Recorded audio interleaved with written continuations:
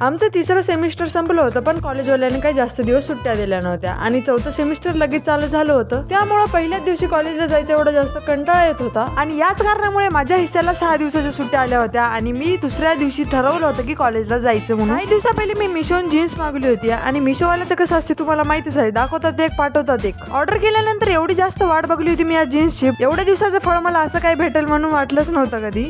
मी घरून निघले होते 11 वाजता. मला वाटलं लगेच बस भेटेल म्हणून, पण तिथे गेल्यानंतर माहित झालं की बस 1 वाजता आहे म्हणून. 3 तर मला नांदेडमध्ये जायला वाजतात. म्हणलं तिथं काय डब्बा खायला जाऊ का म्हणलं मी. असं म्हणून त्याच दिवशी मी परत आले होते आणि हे दुसरा दिवस आहे माझा युनिफॉर्म म्हणून तुम्ही बघू शकता. आणि माझी कॉलेजची बॅग एवढी जास्त भरली होती माझ्या मम्मीने, याच्यामध्ये पुस्तकं कमी पण माझ्या बहिणीचं सामान जास्त असेल बघा.